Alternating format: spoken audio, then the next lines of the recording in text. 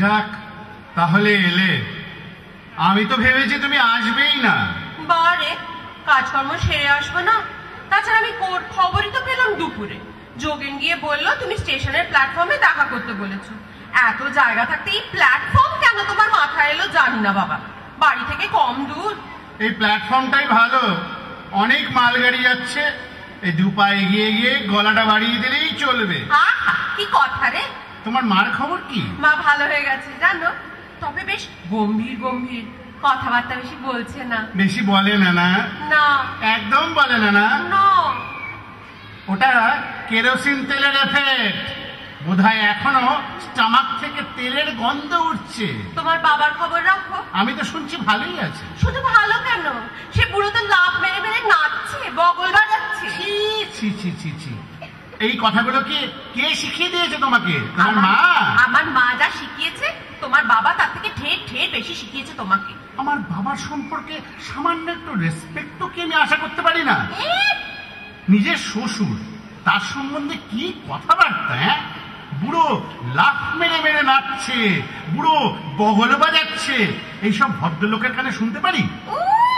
তোমার বাবা আমার শ্বশুর বয়ে গেছে আমার। ওনার বাবা আমার শ্বশুর, তোমার বাবা আমার ইয়ে মানে আমার বাবা তোমার শ্বশুর নয়? না অফিসিয়ালি নয়, কিন্তু আনঅফিসিয়ালি তো বটে। মোটেই না, আমি অমর লোককে কোনোদিন শ্বশুর করবো না। একটা 70 বছরের বুড়ো দুটো ঘুমের বড়ি খেয়ে নাকামি করে বাড়ি মাথায় করলো, ওই লোককে আমি শ্বশুর করবো? কোনোদিন না। আমার বাবা সম্বন্ধে কিন্তু তুমি যা তা বলছো। 70 বছরের বুড়ো কখনো আমার বাবা নয়। এই বড় জোর এই বয়স মেরে কেটে 65 কি 66 হবে। একই কথা। আর ন্যাকামি করার জন্য কেউ তো স্লিপিং ট্যাবলেট খায় না। সে কি আর আমি জানি না? ভীমরতি হলে খায় ভীমরতি। সে তো তোমার মাও কেরোসিন তেল খেয়েছিল। তোমার মাও তো কিছু কচি খুকি নয়, তারও তো বয়স 60-এর কাছাকাছি। তাহলে আমিও তো বলতে পারি তোমার মা ন্যাকামি করে কেরোসিন তেল খেয়েছিল। আমার মাকে ছেড়ে তুমি কথা বলেছো?